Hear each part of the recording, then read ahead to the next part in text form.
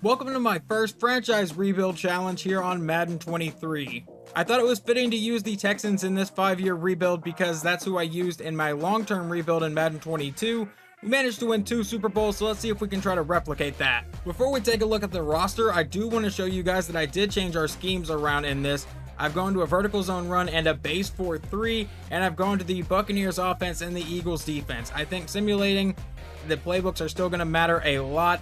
I don't really know where to start in this year, so I'm going to go with Tampa Bay, which is who I used a lot last year, and the Eagles are always solid to me in simulation. But let's take a look around this roster now. We have starting quarterback Davis Mills, who is a 71 overall, star dev trait, only 23 years old, going into his second year, and does have the player tag of QB of the future. A couple bad motivations. I don't know why they would have given Davis Mills the Super Bowl chase motivation, considering he is on the Texans to start, but whatever. And the scheme fit is a vertical zone run, but obviously we're not doing that, and he wants no income tax, which Texas does not have. At the start of my Texans franchise, I believe on Madden 22, I did trade Brandon Cooks. We're not going to do that this time. I will be using him, 87 overall, star dev trait, going into his 9th year. He has no player tags. They also signed Marlon Mack in free agency, so that is their new starting running back at a 75 overall normal dev trait. He comes over from the division rival Colts. And then we have, I believe, the 15th overall pick, Kenyon Green, who is a 72 overall with a hidden dev trait starting at left guard. I think a 5-year rebuild may be a big challenge for this offense. It's really going to depend on how well Davis Mills progresses. But over on the defensive side, we do have one hidden dev trait here. Jalen Petraire, I don't want to butcher his name. Petraire, I'm not 100% sure, and I apologize if that offends anybody. But he does have a hidden dev trait, 73 overall. And the rest of the defense, honestly, is not great. We do have Derek Stingley, and we're actually going to move him up to be the number 1 corner. Let's see, does he have any player tags like, day 1 starter? Yes, he does have that one, so he will be placed above players that are rated about the same, and teams are unlikely to draft a replacement for this player. That is one player tag I am happy to see on people, and from my experience so far, it seems to be working. That was one of my big things last year. I think in my Texans franchise that I did, the Bears spent like 4 years in a row drafting quarterbacks in the first round. A little bit unrealistic, obviously, and it really started to bother me. I'm glad they kind of got that under control. One thing I am going to do is sign quarterback Cam Newton. I also did this in my Eagles franchise that I'm doing, but he has the mentor tag, which means Davis Mills will get a little bit more experience every week. And I'll try not to sign him in too many rebuilds that I do if he doesn't get signed sometime soon, but I am going to bring in Odell Beckham on a 1-year deal. So I have decided to use a auto-generated draft class because I don't know if there's any made yet that are realistic or good for the actual upcoming draft class. Eventually I'll probably get into using some of those, but I want to give the people time to make some decent ones. I haven't messed with the scouting too much in this game, but for the first season, I don't know if I'll show this every year or not, but here are the scouts I'm going with. I did put a QB scout on there just because if Davis Mills doesn't really perform well this year, if I want to win a Super Bowl within the first 5 seasons, I'm going to need a good quarterback. So one thing I didn't notice with Odell is that he is out for 34 weeks, so he's missing the rest of this year, so we just gave him $12 million to sit on the bench. Not exactly a great start to the franchise. Since I threw Odell Beckham onto the IR after not realizing how long his injury was, we have signed Scotty Miller to take up that roster spot. Now with everything taken care of, let's jump to the end of the year. Not really much of a shock, but we go 5-12 and obviously miss the playoffs. Davis Mills throws for about 4,600 yards, 25 touchdowns, and 12 interceptions, so not a bad year I feel like. On the ground, Marlon Mack ran for 3 touchdowns, but Dameon Pierce, the backup, ran for 11 touchdowns. Let's go to receiving since I skipped right past that. Brevin Jordan led the team in yards with 1,037 and 6 touchdowns. That is tied for the lead with Chester Rogers. How did Brandon Cooks play? He had 995 yards and 2 touchdowns. Leading the team in tackles is Camus Grugier-Hill with 158. The only reason I know how to slightly pronounce that name is because he was a Philadelphia Eagle at one point. And then sacks is 5 apiece for Jerry Hughes and Jonathan Greenard. What about interceptions? 4 from Camus Grugier-Hill, 3 from Desmond King. Real quick, we will take a look around the league. Tom Brady throws for almost 5,700 yards. All right, you may need to fix your simulation a bit, EA. In touchdown, Stack throws for 48, and interceptions, Deshaun Watson throws 25 of them. Okay, on the ground, what happened? Christian McCaffrey ran for 1,600 yards. Josh Jacobs leads the league in touchdowns with 21. And on receiving, Cooper Kupp caught 127 passes for almost 2,200 yards and 17 touchdowns, but leading the league in touchdowns is Keenan Allen with 19. Cruz Hill actually led the league in tackles with 158. Who led it in sacks? That goes to Von Miller with 26 of them. And interceptions, Kenny Moore and J.C. Horn both got 6. It still looks like the simulating for sack numbers is going to be a little bit inflated this year. At the bottom of the screen, you can see our team rankings. Offensive points per game, we were 31st in the league. Defensive points per game, we were number 20. Here's the playoff bracket for season 1 of this rebuild. Baker Mayfield and the Panthers are the 1 seed, and Matt Ryan and the Colts are the 1 seed. And the first Super Bowl in this rebuild video will be the Dallas Cowboys taking on the Indianapolis Colts. And the Dallas Cowboys get the win in the Super Bowl 33-28. So the resigning period now looks a little different. It's a little bit harder, I feel like, to scroll through and show you guys everyone that I re-sign. One, because when you re-sign them, they disappear, so you guys can really only see the players that I'm not bringing back. I attempted to bring back Odell. He did not want to come back, so we really paid him $12 million to do nothing last year. It looks like Davis Mills progressed to a 74 overall last year, but he currently has -3 thanks to some low morale. So he is sitting at a 74 overall, still a star depth rate, still has QB of the future, but we're going to look in the draft class and see if there's anybody there that can immediately be better than him. Because as of right now, we have the number 3 and the number 4 pick in the draft thanks to the Deshaun Watson trade. So if we like a guy at number 1, I could probably package these two together or some sort of package including one of these picks and trade up to 1. So if you didn't know, they revamped the way free agency works in the first stage here. There are 3 different eval periods and you can offer 5 in each of them. So I've offered these 5 contracts: Calvin Ridley, Eric McCoy, TJ Edwards, Jonathan Abram, and A'Shawn Robinson. And now we're going to advance to see if we can get any of them. If I can skip past this crap. Okay, never mind. I accidentally clicked help. Now we'll click eval offers.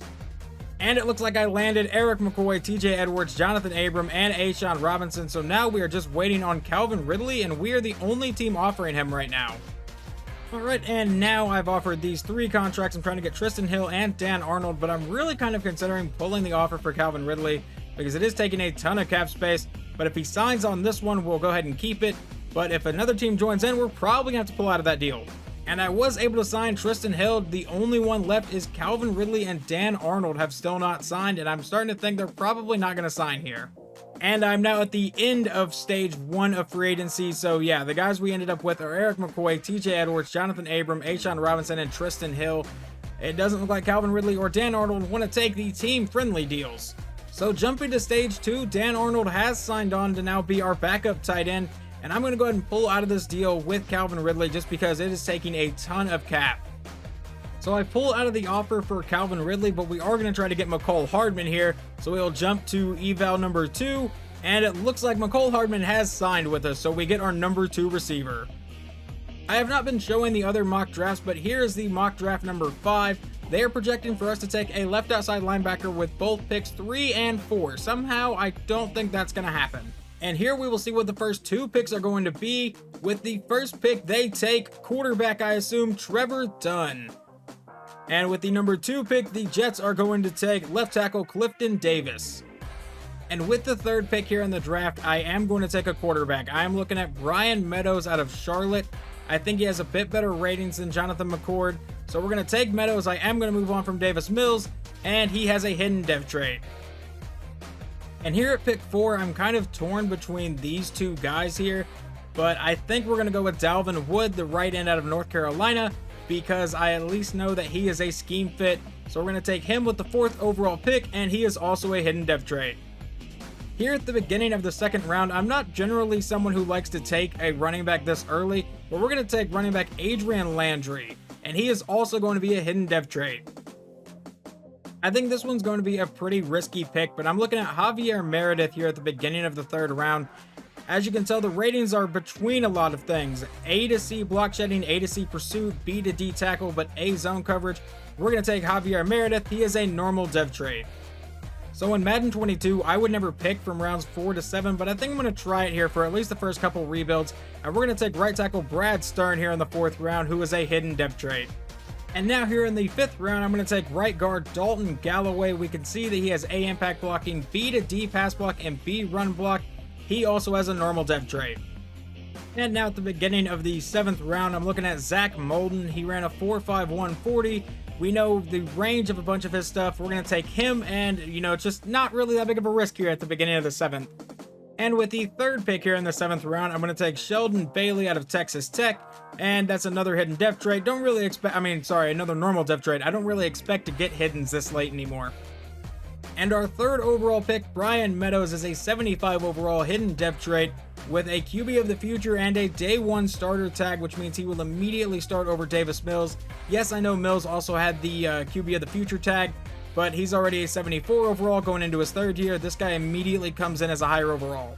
Our 4th overall pick, Dalvin Wood, has the tag of future starter, so he won't get to start immediately most likely. But what about Adrian Landry, the running back we took in the 2nd round?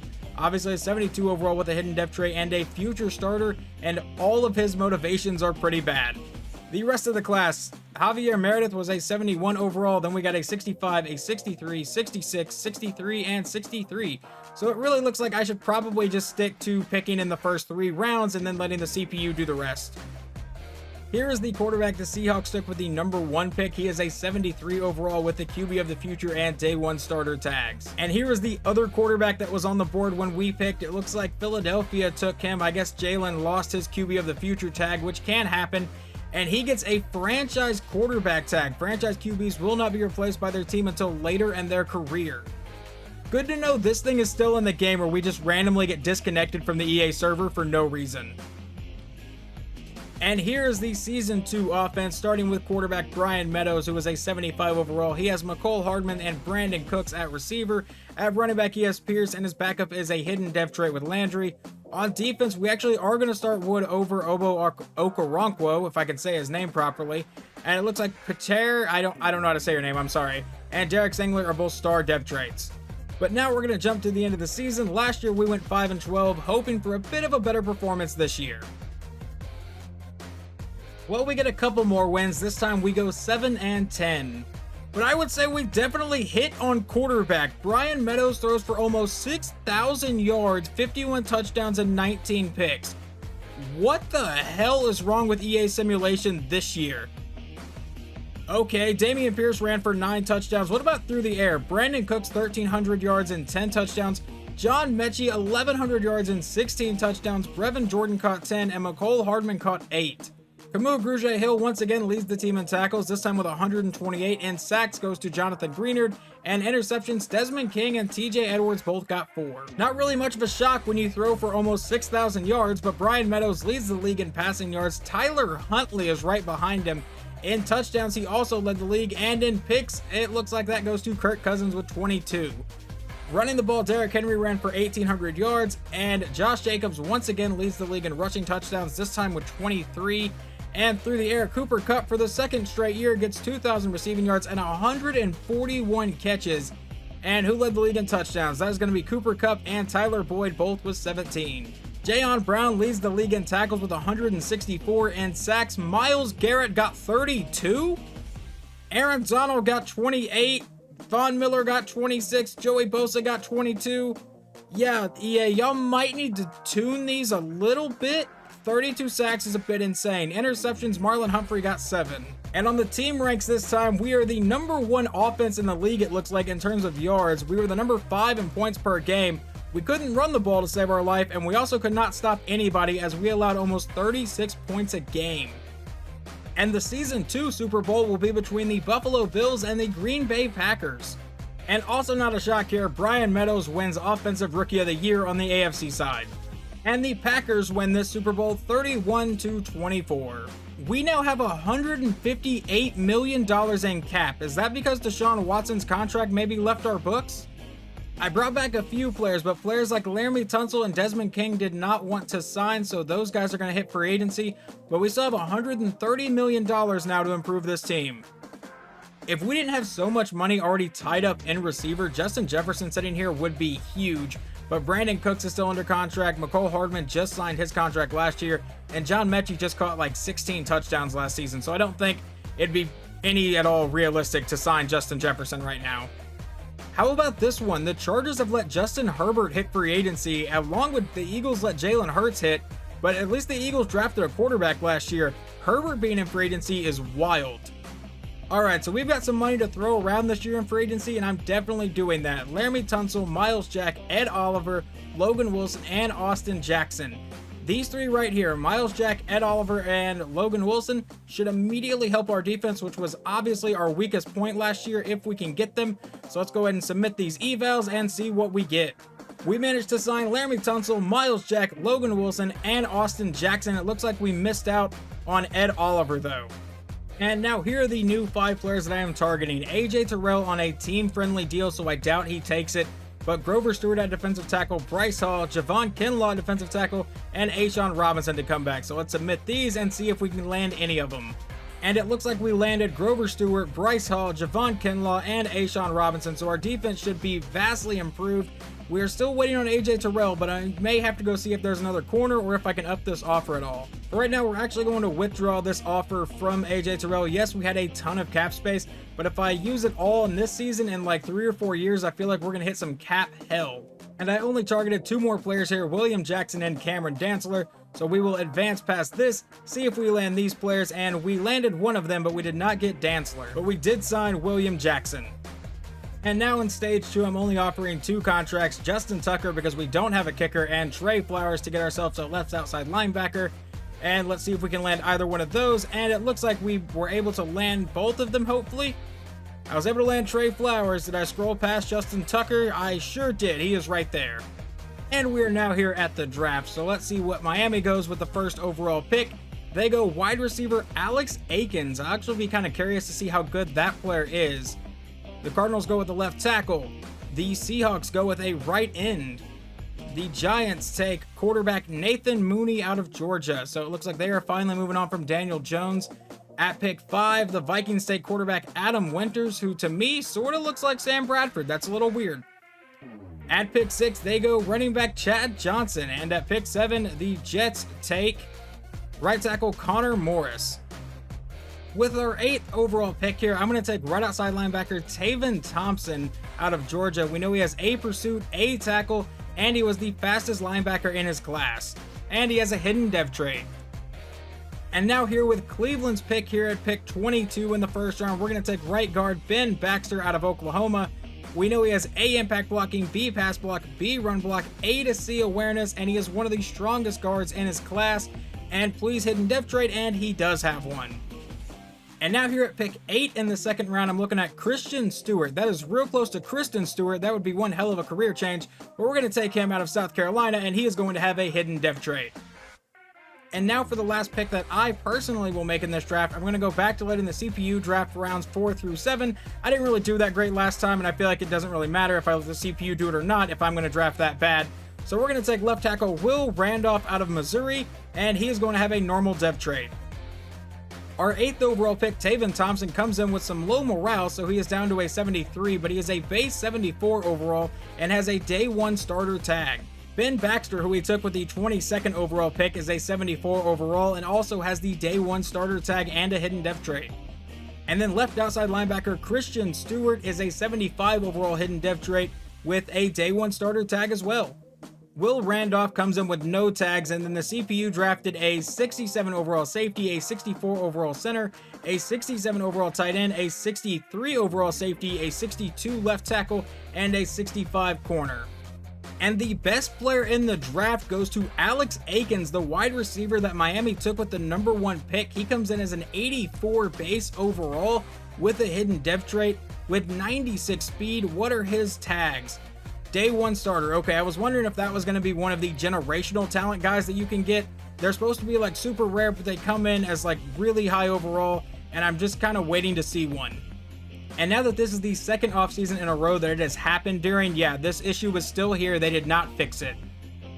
And as we get ready to jump into season 3 here, it looks like Brian Meadows and Brevin Jordan are now both superstar dev traits, which will really help us out, obviously. Over on the defensive side of the ball, it looks like Miles Jack and Logan Wilson are superstars, but we already knew about that. Christian Stewart will start at left outside linebacker, and hopefully we can at least make the playoffs this year. But here we will find out if we are going to the playoffs or not. We've gone 5-12 and 7-10. We're going to jump to the end of the year and see if we can finally get into the playoff spot. Yeah, I'd say it's a little better than 7-10. We finished 13-4 and win the division. Brian Meadows throws for 5,500 yards, nearly 45 touchdowns, and 11 interceptions. On the ground, Adrian Landry ran for 8 touchdowns, Damian Pierce ran for 11, so that's a nice little two-headed monster we have. Receiving, John Mechie, 100 catches, 1,400 yards, and 18 touchdowns. McCole Hardman caught 3, Brandon Cooks got 8, and Brevin Jordan got 10.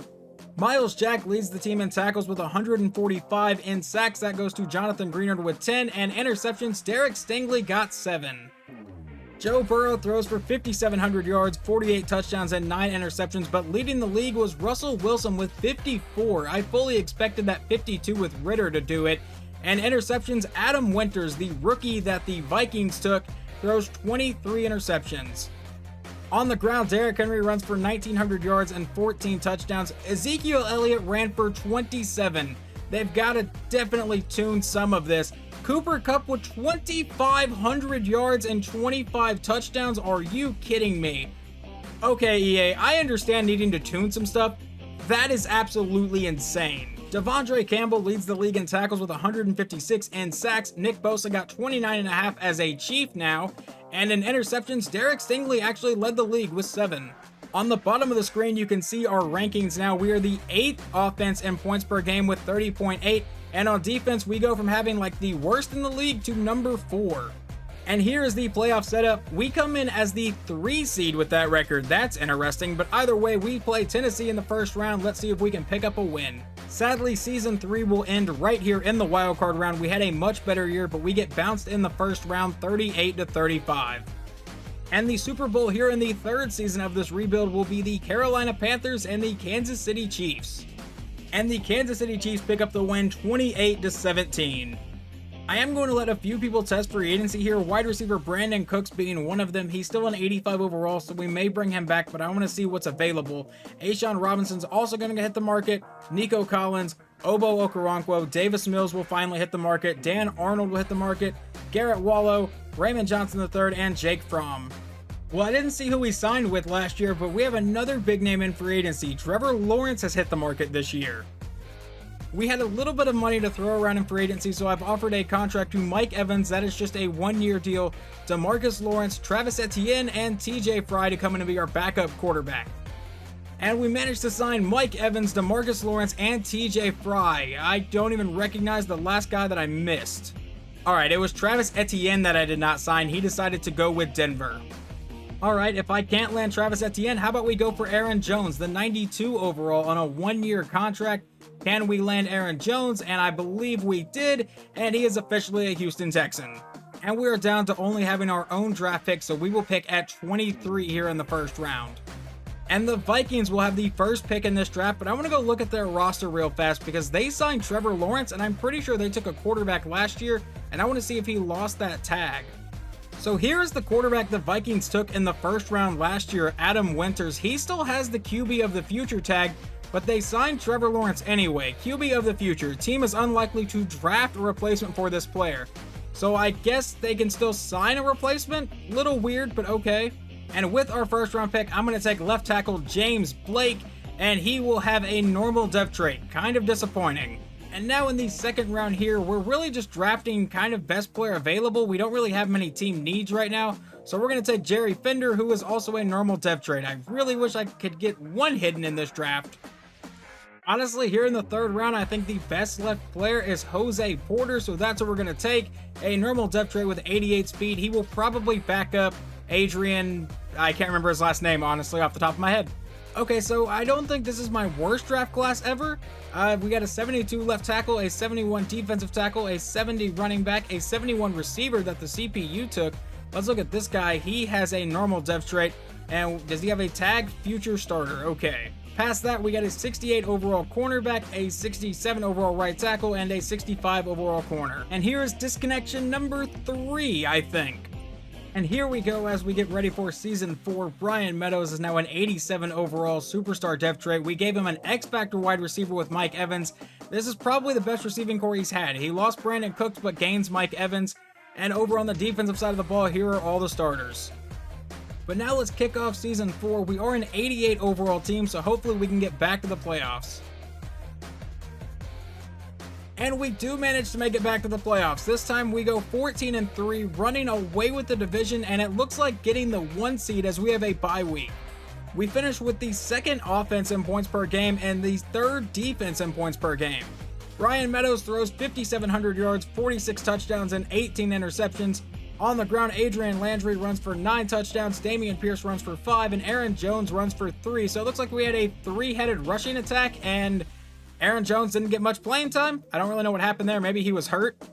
Receiving, Mecole Hardman, 1,400 yards and 9 touchdowns. Mike Evans caught 10 of them. John Mechie with 12, and Brevin Jordan with 9. Miles Jack leads the team in tackles with 126, and sacks goes to DeMarcus Lawrence with 12.5, and interceptions, Bryce Hall got 3. Trevor Lawrence comes out and throws for 3 more yards than Brian Meadows to lead the league and 45 touchdowns, but Meadows leads the league with 46, and in interceptions, Gerald Porter throws 20. On the ground, Ezekiel Elliott ran for 1,800 yards and 29 touchdowns. You've got to be kidding me. Receiving, Cooper Kupp for like the 4th straight year with 2,000 yards, this time 19 touchdowns, will lead the league. Devin Lloyd leads the league in tackles with 152, and sacks, that goes to Nick Bosa with 29, and interceptions, Pat Surtain got 8. But here is the playoff bracket before we simulate round 1 and figure out our opponent. And in the divisional round of the playoffs, we will be taking on the 7-seed Steelers. And for the 2nd straight season, we are 1 and done in the playoffs. It looks like we lost in overtime to the Steelers, this time 44-41. And the Steelers would continue their run in the AFC Championship, defeating Baltimore 30-25. So the Super Bowl will be between the 7-seed Steelers and the 5-seed Bears. And the 7-seeded Steelers, led by quarterback Justin Herbert, so that's where he signed, win the Super Bowl 31-28. And in our final re-signing period, we are letting guys like Aaron Jones and Mike Evans go that I brought in on 1-year contracts. Mecole Hardman apparently refused his contract, so we'll have to try to re-sign him. Jonathan Abram, we're not going to bring back right now. TJ Edwards, Jalen Pater, I don't know if I'm saying your name right, dude, I'm so sorry. And then Dameon Pierce, we're not going to bring back right now. Christian Harris, Thomas Booker, and Jordan Lane. With this being the 5th and final season, it is Super Bowl or bust, so I have thrown out some major contracts. First to wide receiver DK Metcalf, and then running back Ezekiel Elliott, defensive tackle Daron Payne, strong safety Kyle Hamilton, and free safety Nazir Adderley. I don't know if Zeke will be as busted in our system as he was in Dallas. Obviously, we don't run the same playbook, but if we can get a 95 overall running back, I feel like it can't hurt. And we got all 5 of them. DK Metcalf, Ezekiel Elliott, Daron Payne, Kyle Hamilton, and Nazir Adderley are all coming to Houston. And we are now here at our final draft here in this rebuild, and we have picked 28 here in the first round. And with our first round pick in this draft, we're going to take free safety Parker Stamper out of LSU. He is the fastest safety in his class, and please be a hidden depth trait, and he is. We managed to not get any in the last draft. And at the end of the second round, it's going to be a boring pick, but I'm going to take right tackle Rashawn Ballard, and he is going to have a hidden depth trait as well. And then at the end of the third round here, with the last pick I will make in this series, left outside linebacker George Randall out of Yale.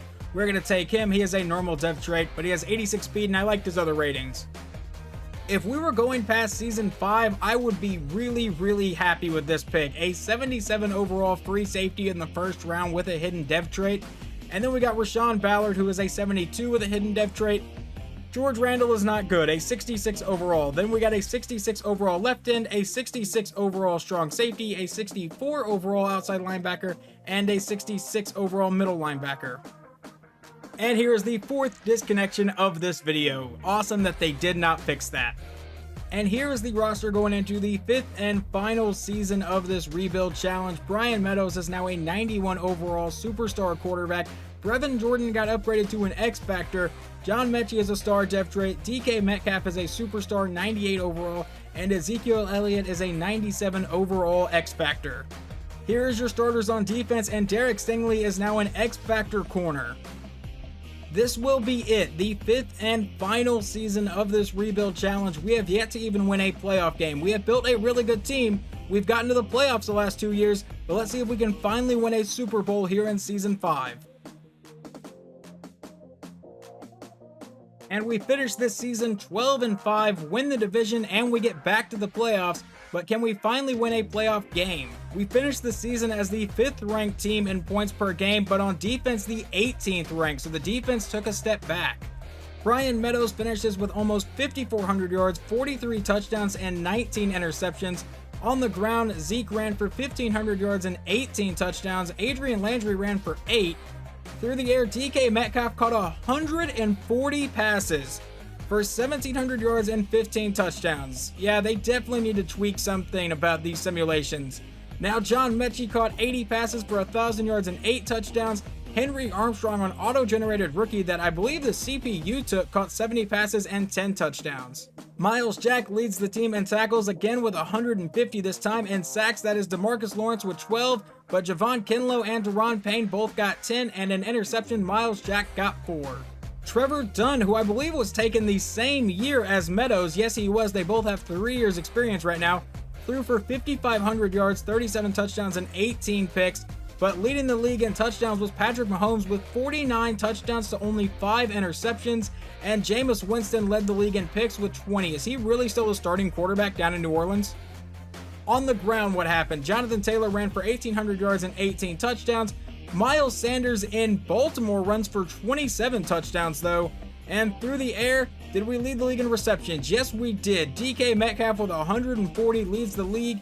In yards goes to Chris Godwin, and touchdowns goes to Treylon Burks with 20, who is now a Chief. Miles Jack leads the league in tackles with 150, and sacks goes to Myles Garrett with 26.5, and interceptions goes to Troy Anderson, a middle linebacker for the Vikings, who got 7. But now it's time to see, can we finally win a playoff game? This one in the wildcard round against the Broncos.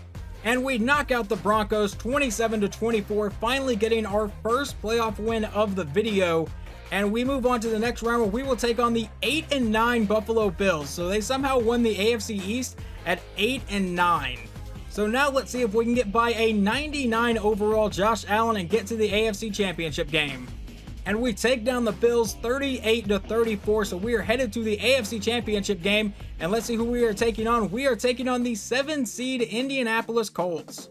So now can we win the AFC Championship game and get to the Super Bowl for the first time in this rebuild to try to win it in our last season? And we absolutely dominate the Colts 47-28. We put up 21 points in the 4th quarter alone. So the rebuild comes down to this. If we win this game, the rebuild is a success at the very last possible game. If we lose, I gotta consider this rebuild a failure. You guys know my challenge is to win a Super Bowl within 5 seasons. Let's see if we can do it.